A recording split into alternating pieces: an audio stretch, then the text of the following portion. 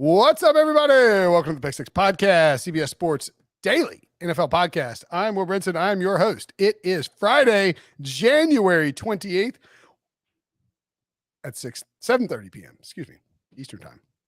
And the New York Football Giants have found their head coach. Got our guy, they tweeted out. Picture of somebody. Brian Daboll looks like my cousin Jay, but he is their new head coach, the fourth or fifth head coach for the New York Giants in the last 2 years. Former Buffalo Bills offensive coordinator. This is the Emergency Podcast. Joining me to break it down, Ryan Wilson. Wilson, what's up, buddy? So since 2015, I'll give you the start name, Tom Coughlin. How many coaches have there been up to and including Brian Daboll? Can you name them? I was about to Google it, but I'm going to stop, put my hands up, and I will name them. And so just so we're clear, Tom Coughlin was there. If you're watching on YouTube, youtube.com/pick6, subscribe, hit the alert button so you know when we go live and you can hang out. Smash that like button too. Faustino Hernandez, first one in the chat. What's up, buddy? Probably no giveaways tonight, but we will have some. We expect a hiring at some point over the weekend. We will have our live recap, of course, on Sunday night after both of the championship games. And then we got six openings left. How is that right? Six openings left, and potentially some big names getting hired, some big chess pieces moving. You are going to want to hit the alert button so that way you know when we go live for these breakdowns. This one we would have gone live sooner, but it's Friday night, and the Giants had to wait this long. As to your question, Wilson. So just so we're clear, Tom Coughlin, 2004 to 2015, and then remember, Tom Coughlin was fired mid-season, right? I was going to say step down. He was fired. Oh, no, I guess he left after the year. Yeah, he left after the year. He was replaced by Ben McAdoo. All right. Are you guessing or are you just No, I know that. No, okay. I know this because Coughlin was not fired mid-year. Coughlin was let go after the season. There was remember there was a kind of a testy press conference between Coughlin and Coughlin was like, basically, yeah, I'm stepping down. Grumpy old granddad. He was being pissy in the press conference. All right, you're right. Ben McAdoo followed. He was replaced by Ben McAdoo. Ben McAdoo took them to the playoffs his first year. Then they played the Packers in the infamous Odell Beckham wide receiver boat game, where they all photographed themselves down in the Caribbean on a boat before the was it the division? I guess it was the wild card round. People got real mad. Was it Florida or the Caribbean? It was Florida. Whatever. All the wide receivers on a boat. They weren't in Green Bay. Odell's in the Timberlands, however you talk about Timbas. And then McAdoo, the following year, the team collapsed. He benched Eli Manning for Geno Smith. It angered ownership so much that they fired both he and the GM. Jerry Reese, I believe. Jerry Reese, that's correct. By the way, Eli Manning had a consecutive game streak going as well because he started in 2004, midway through the season, replacing Kurt Warner. Little known fact we don't talk much about. In 2004. So Geno Smith interrupted that streak. All right, it made ownership so mad that they fired both Ben McAdoo and Jerry Reese midseason. Yep. Then they replaced Jerry Reese with Dave Gettleman. Your guy. Dave Gettleman hired Pat Shurmur. So just to be clear, McAdoo them with Joe Judge. That's right. One little asterisk. You're right. That's correct. The order. I don't know I can't remember who the interim was. Was it Pat Shurmur? No. Yeah. No. Sorry. Spags. Oh, Spags. That's right. Steve Spagnuolo, defensive coordinator for the Chiefs, now longtime Giants defensive coordinator. 4 games. And so McAdoo, Spags obviously was the interim. Shurmur and Joe Judge all had one fewer than 500, 50% of their games. No surprise there. Tom Coughlin, 531 winning percentage. So they have gone 7-8 seasons now without having a consistent winner. Now Brian Daboll's the guy. And I mean, on the scale of 1 to 10 of, oh my God, I'm surprised that Joe Shane coming over from Buffalo hired. Is it Shane or Schoen? Shane. Okay. Hired the Bills offensive coordinator. I think it's a 1, right? In terms of the shock value. Yeah, I mean, I would say all right. First of all, there's a lot of optimism in the chat right now because of we have optimistic Giants fans. So we're not doing this hire. The previous hire is very bad. This hire does feel optimistic for the very reason that Wilson is pointing out. When Joe Shane was hired, he was the, I believe, assistant GM under Brandon Beane, hired by the Giants. He walked down the hallway and interviewed Brian Daboll, the offensive coordinator for the Buffalo Bills. This is, in theory, very similar to how the Buffalo Bills created their setup. Sean McDermott was hired from Carolina as the defensive coordinator to come to Buffalo and be the head coach. He then brought Brandon Beane after a draft, I believe, with Doug Whaley, brought Brandon Beane into the fold, and they have worked in concert together as two guys who, and I think this is really important, two guys who have worked together previously, who have a rapport, who know how to operate in navigate the power struggle, the Game of Thrones like world of a football front office in a coaching situation. See the Jacksonville Jaguars currently. Correct. So like the Bills are in a good spot because, and this is very true of the Seahawks, and it's mostly true of the Chiefs, although Andy Reid eventually got rid of John Dorsey. When you have the GM and the head coach who know each other, who can work together, who can operate on the same page, who can set the same goals, who have the same motives throughout the course of the season and the off season, it makes things work a lot better. Now, I'm not saying that means it's definitely going to work because you have to get the right guys, but I like the fact that the Giants went out and hired this well thought of GM who has been, right-hand man for Brandon Beane, who is a very good GM. And then they hired Brian Daboll, who is a offensive mind, has done very good things with Josh Allen. And they've said in concert together, we are going to make this work with Daniel Jones, even if, maybe it eventually doesn't pan out that way. Yeah, that's right. And I was reading the newsletter from Inside the League. It's by former scouts, and they were talking. They were John Breach's newsletter. I was like, I don't know who that is. I can't remember the guy who puts it out, but I follow him on Twitter, and he's a good follow. If I wasn't 400 years old, I could tell you it was. But anyway, I get the newsletter too. I get very few newsletters. I do not get the Pick Six newsletter from Breach, as in case you're wondering. I know, right? He's not here. I can say that. But anyway, the point is they asked some former employees and coworkers of Joe Shane sort of how to describe him in a few words, and it was works well with others. Great dude. Like he has an understanding of what it takes to reach compromise and get things done. He's a family man, if that's your thing. And I think the most important thing is works well with others, because as you just sort of laid out, you don't want a situation where the head coach and the GM aren't talking to each other because they hate each other so much. So this is a great starting point. I think it's also noteworthy that in the chat, a lot of Giants fans are extremely happy by the move, where when we did the Bears head coaching situation with Matt Eberflus, Bears fans were like, well, let's just see who hires as the OC. Giants have their OC, and we know the success he's had with Josh Allen, and that's huge. Danny Dimes is not Josh Allen, but he's more athletic than we give him credit for, and I don't think he's as terrible as he's looked. And I think a lot of that, look, man, Jason Garrett was his offensive coordinator. Freddie Kitchens called plays for one game this season. Who was the OC last year, in 2020? It was Jason.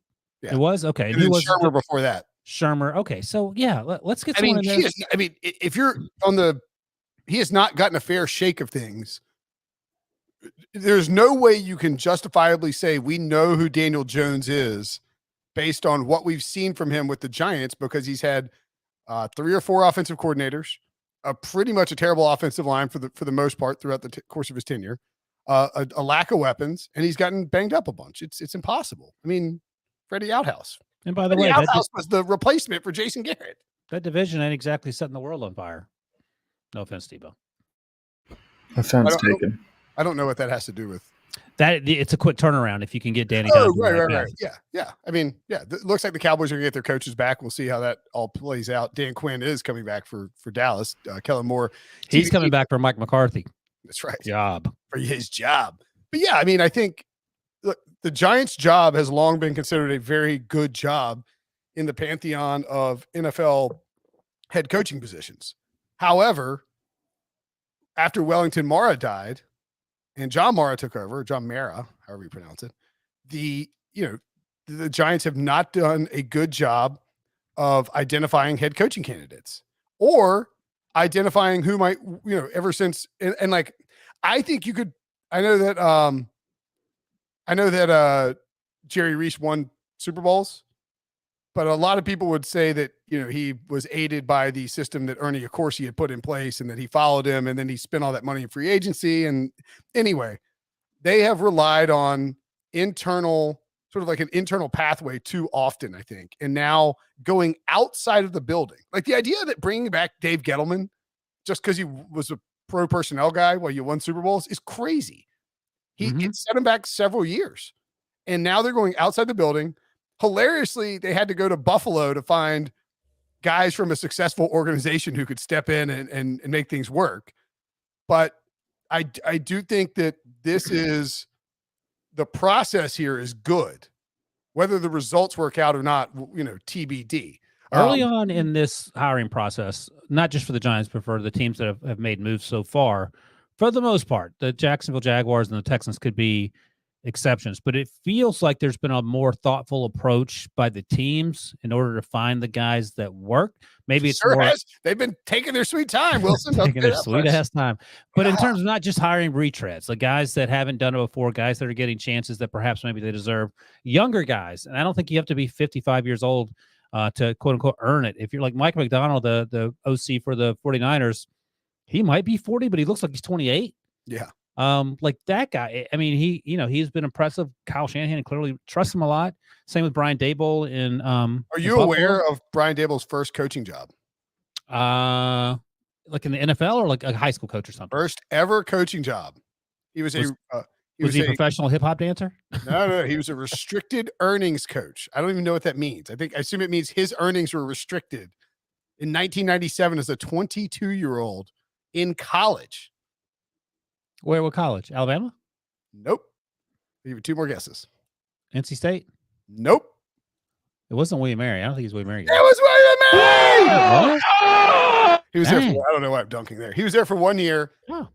Moved to Michigan State as a grad assistant. I believe in 98, 99, he was with Nick Saban at Michigan State. Where did he go to college? Because he was just out of college when he was a William Mary. Rochester. Oh, interesting. He's actually a Canadian. I didn't realize that. They're taking over the Canadians. They really are. Then after being 2 years at Michigan State, he actually became a defensive assistant with the Patriots at the age of 25. Belichick's early in 2000 when he joined Belichick there. I'm pretty sure Saban was at Michigan State in those late 90s because that was the connection. Saban was with Belichick. I'm assuming he recommended Daboll for him. He became the wide receivers coach for the Pats. I think in 2007.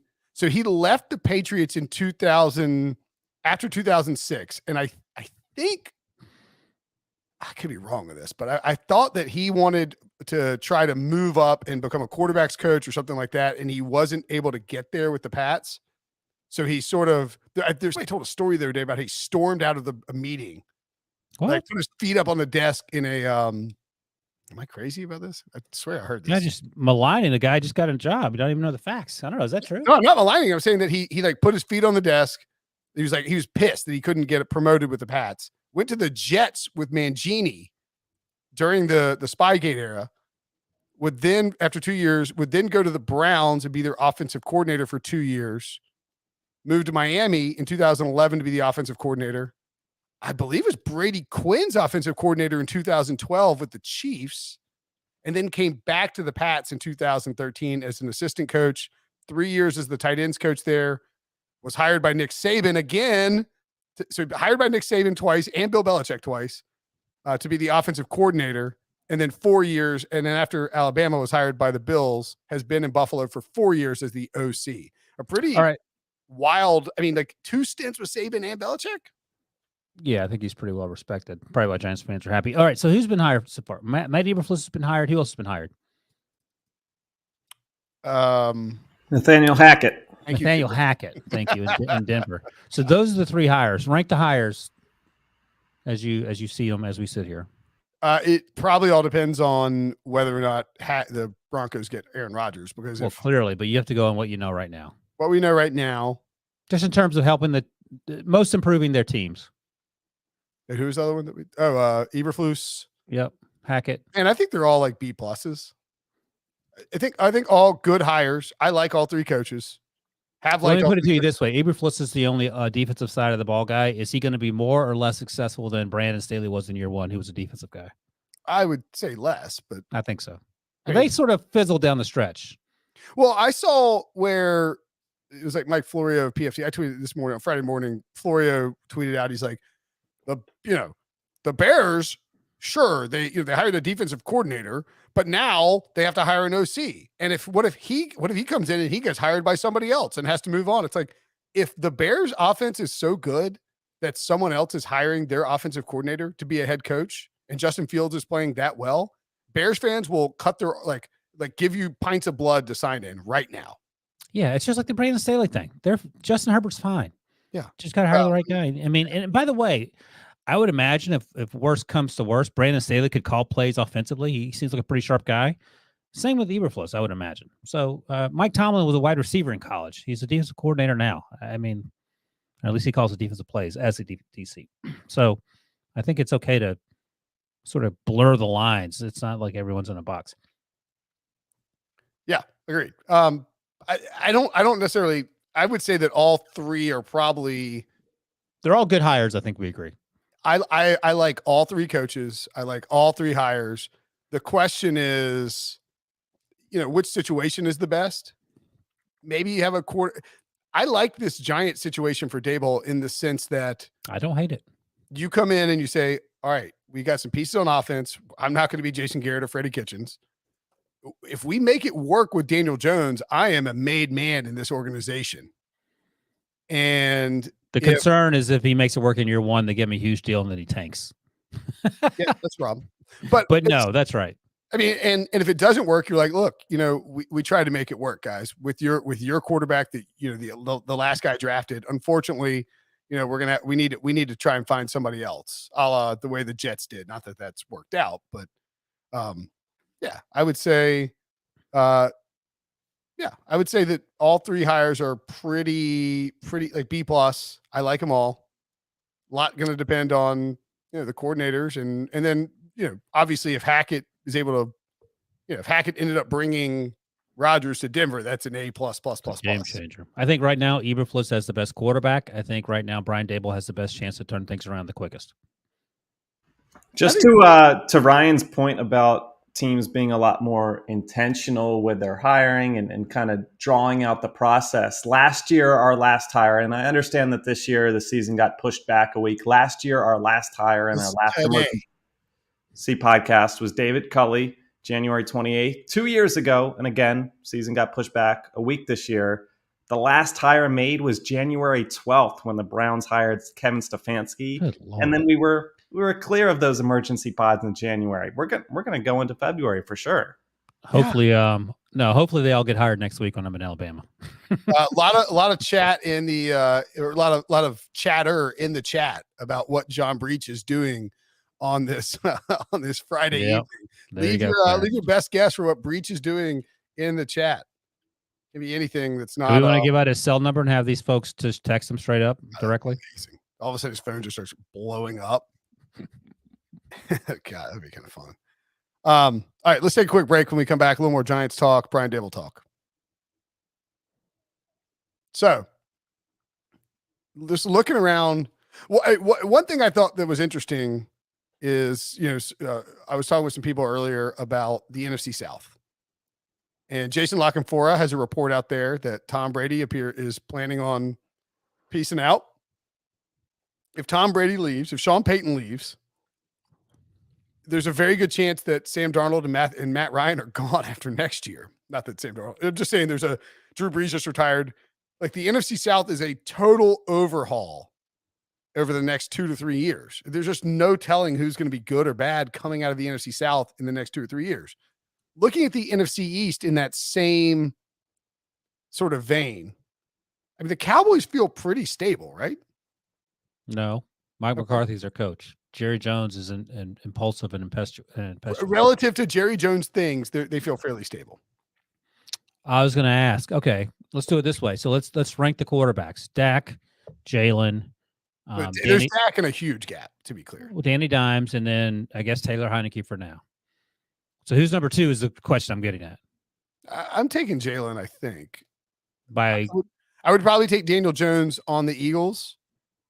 Or, I mean, we'll look at it this way: Brian Daboll plus Daniel Jones, or Nick Sirianni plus Jalen Hurts. That's what I'm getting at. I mean, if the Giants have correctly identified the candidate who is best suited to improve this team, then I would probably take Daniel Jones over Jalen Hurts. But right, we don't know. I mean, Daniel Jones is a better passer. Jalen Hurts, obviously a better runner, but Daniel Jones is a pretty good runner. Daniel Jones' turnovers are a huge problem. Huge. But I don't know that you can trust Jalen Hurts in like must pass situations, like trying to come back against the Buccaneers in a playoff game.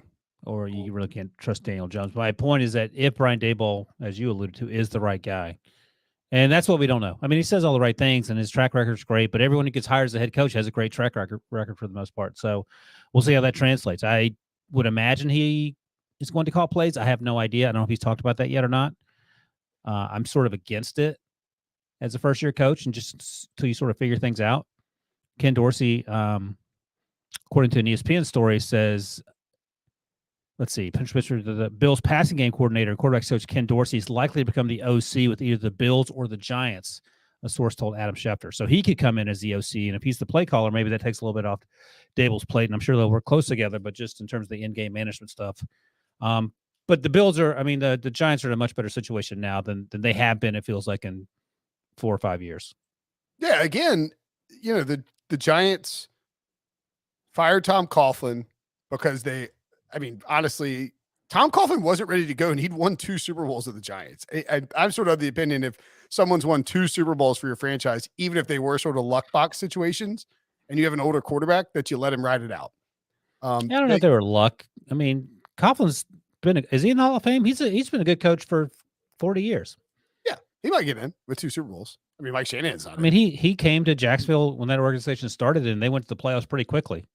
Yeah, and they were competitive for most of it. Somebody in the chat said it sounds like Ken Dorsey is coming with Daboll. Now that's interesting because I literally just read the quote when you weren't paying attention. I was reading something else. Sorry. Oh my God. I thought he was just trolling you there, Wilson. He wasn't out on something. He wasn't paying attention. I was trying to find some stats on something, and then I said that. Sorry. But Jonathan Myers says in the chat that Daboll will be calling plays, and Dorsey, who is the passing game coordinator in Buffalo, as I just said, will either be the Bills OC or the Giants OC, and perhaps OC in quotation marks if Daboll's calling the plays. Sort of the, Andy Reid, Eric Bieniemy, or okay, I guess, and again, my bad. Not that you're surprised that I did it, but I guess I'm wondering why, if you're Ken Dorsey, which also it's crazy that we're getting old. Ken Dorsey, he was just with the Hurricanes when I was, it's been a while. It's been a minute. It's been a while. If I'm Ken Dorsey, and why would you go to New York to be the OC versus being the OC in Buffalo? I don't know. I wouldn't get that move unless it's just pure loyalty to Brian Daboll. Yeah, but I would imagine it's a collaboration in terms of the game planning. It's not just. But I mean, Eric Bieniemy just isn't standing on the sidelines playing Sudoku or Wordle now, as it were. Actually, Andy Reid came out on Friday and said, "Listen, Bieniemy calls the plays. He calls all the plays, and of course, it's always a collaboration with these guys. Or maybe you prefer a coordination. But I'm saying if you're Dorsey, you can either call plays with Josh Allen, that Bills offensive line, and those weapons, or call plays with Danny Dimes. I don't know, just a little surprising. I think what I'm reading into this is that he thinks Danny Dimes is better than Josh Allen. So that's what I'm going with. That's a bold. I've seen Dorsey's name on a lot of these like way too early 2023 head coaching candidate lists, and I feel like you're in a better spot, like you said, Brinson, in Buffalo. If you want to make yourself more appealing as a head coach, your resume is going to look better next year in Buffalo. Yeah. By the way, the Giants are currently almost minus $6 million in the red in terms of the salary cap. That's not good. I was going to ask real quick on the coordinators. I think people are curious. Patrick Graham, their defensive coordinator, a lot of people think highly of him. Do you think Daboll would consider keeping him around? He just got an interview for the Vikings head coach position, actually, but do you think they'd consider keeping Graham around? I'm laughing because he also got an interview for the Steelers defensive coordinator job, which basically is the guy just holding the clipboard, because Tomlin does call those plays, as Keith Butler Worth noting, Patrick Graham was spent multiple years in New England with Brian Daboll. So yes, I do believe that he would consider keeping him if he did a good was job. willing to stick around. If he doesn't get a head coaching job, he's very. I think if you got Ken Dorsey to come as OC, kept Patrick Graham as DC, and then you have this Daboll Schoen stuff. Is it Schoen? What is it? Shane. How's it not Shane? Shane? Like Shane Bacon, just Shane. It makes no sense. Spell it Shane then. To be fair, you can't pronounce any proper noun. If all that happens, Giants fans would be doing cartwheels because they would be feeling very good about where their franchise stands. And what's the capital of South Korea? I was just thinking that. How dare you, Seoul? I was just thinking. How can someone mispronounce that word? It's not phonetic. There's a path. By the way, Victor asked. Oh, go ahead, sorry. I was going to say, Victor asked earlier on in the chat about what this means for the Giants' first-round picks. They have the 5th pick and the 7th pick. And in my last mock draft, I had him taking Kyle Hamilton, the safety, early on, only because a couple of the tackles were already off the board. Then I had him taking a center, Tyler Linderbaum, at 7. I am not averse to them taking an offensive tackle at 5 and a center at 7. Like, I'm not even kidding. Like, if this is going to be an offensive-driven situation with the head coaching hire and the new OC and all that, and you're all in on Danny Dimes, then please, for the love of all that's holy, protect that poor man. Andrew Thomas has been good. He's gotten a lot better, for sure. Yeah. He's not the problem. By the way, Blake, I think Giants fans like Blake Martinez. He was fine. He's been pretty good, right? Yeah. Bad. And James Bradbury's been very good, but if you cut for any reason James Bradbury and Blake Martinez, and I realize that that's not an ideal situation, but you would be $9 million over the cap. Oh my gosh, Brinson's sneezing. That's why. Excuse me. Quiet. Bless you. Did you hear me trying to rush it out before the sneeze came? No, I was looking down and the thing was silent. I thought maybe you had a heart attack, so I was happy to see you only sneezed. I thought you were going to say you were happy that I had a heart attack. Kyle Rudolph frees up $5 million in cap space. Yeah, Evan Ingram's a free agent, I believe. Is that right? Yeah, I'm doing on Spottrack.com, doing the thing where you can manage the roster and just start slicing and dicing. Giants can get cap compliant. I didn't know you could do that, manage the roster. Yeah, there's a big manage the roster thing right up top. All right, I'm gonna yeah, they can get cap compliant very quickly and free up tons of salary cap. Now, I mean, again, like James Bradbury's a good player. You don't want to lose James Bradbury, but if you have to cut him, yeah, so be it.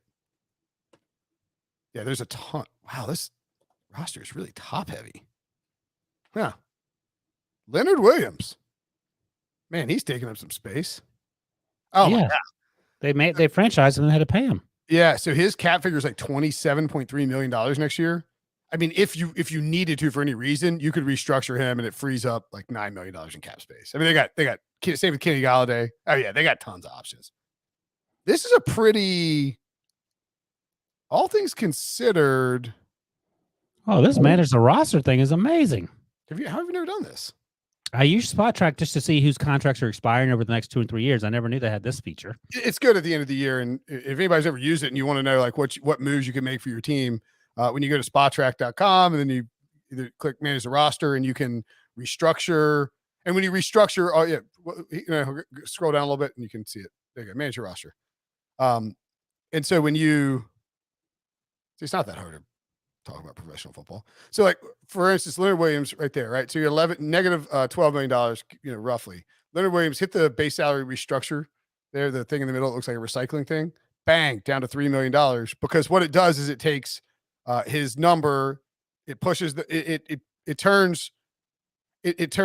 basically redistributes your bonus money, your signing bonus money. You get the player gets cash, and all players will do this restructuring because they get cash in their pocket right away. Returns guaranteed anyway. So you could restructure a couple of deals if you needed to. You can cut a couple of players, in fact, I cut Kenny Galladay and Saquon Barkley. I'm good now. There you go. I'm kidding. Actually, they won't cut James Bradbury then. I mean, I guess they could, but no need to. If you just restructure, just restructure Leonard Williams and restructure. They could cut Kenny Galladay. Did that bump it up? No, it's actually Kenny Galladay actually makes it worse. Yeah. Yeah. But you can restructure and free up $8 million and just say, we're going to have to deal with Kenny Galladay. He's a good player. Let's see if a new staff will get him going. At any rate, the Giants are not a Andy Larson in the chat. I've wasted half my life using manage the roster feature on Spot Track. Yeah, clearly you're a Giants fan. It's not hard for the Giants to get cap compliant, to get room for free agency. I would guess, though, that when you start to think about how the Giants will operate, think about it like how the Bills operated, because both guys are coming from Buffalo. That was a team that built in the trenches early, not big splashy signings, and then kept trying to hit on draft picks, acquire talent on the defensive side of the ball, and set up a ecosystem for dropping a quarterback in. And this is where it's perfect to have Daniel Jones as almost cover for you, because you can build this ecosystem as Daniel Jones, as you're trying to make Daniel Jones look good. And if it works out for Daniel Jones, great. If not, you can draft another quarterback and let Daniel Jones walk. You have the franchise tag available. This is Daniel Jones' third year or fourth year? 18, 19, 20, 21, fourth year. So this is fifth year option. Oh, they already picked up his fifth year option, right? I don't know. Well, I don't know when that contract. Then yes. Yeah, they must have. That's right. They did, because that happened last. Be a free agent, you have to. Right. Yep. Exactly. Laughably talk about giving him the franchise tag. Yeah, he has a. Wait, no. This was his third year. 19, 20, 21. Oh, I thought he was 18. No, he was 19. Because Okay, remember Darnold and because they drafted Barkley in 18. Yeah. So this is his. They have to decide on his fifth year option this offseason. Now that's kind of interesting.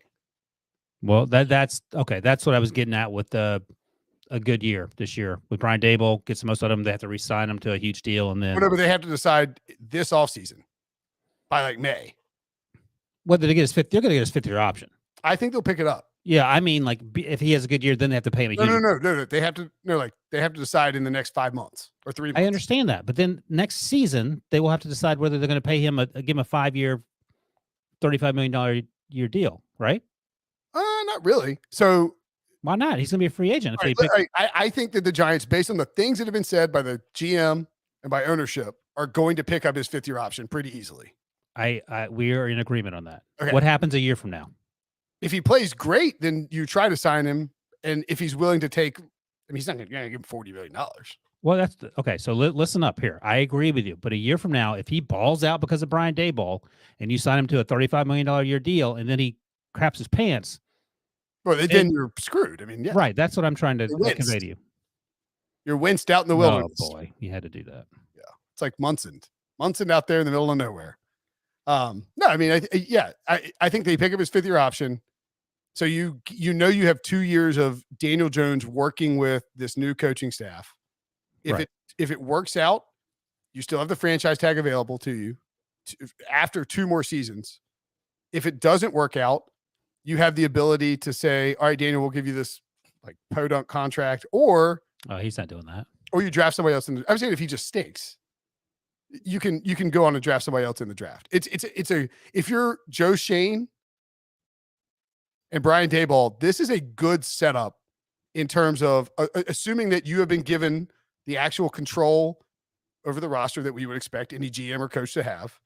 Good Lord, ownership won't meddle, and there's not going to be if Daniel Jones isn't good, you're all fired situation. Right.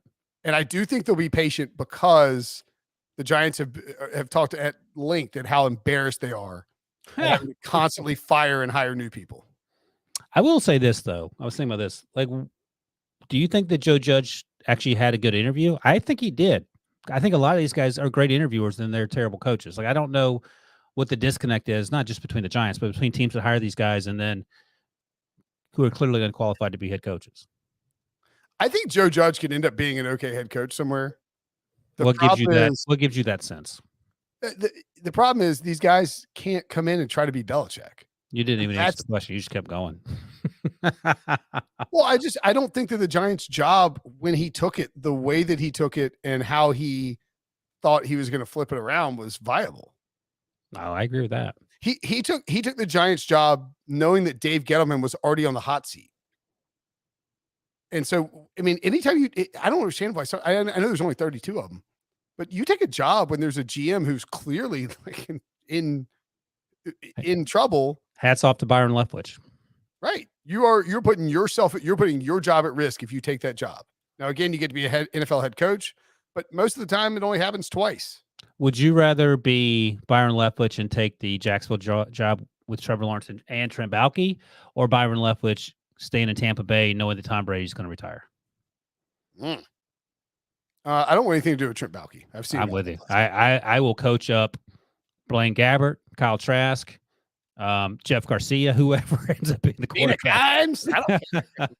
But I do not want that Jacksonville job. Yeah, I don't. If Trent Baalke's there, I don't want anything to do with Jacksonville.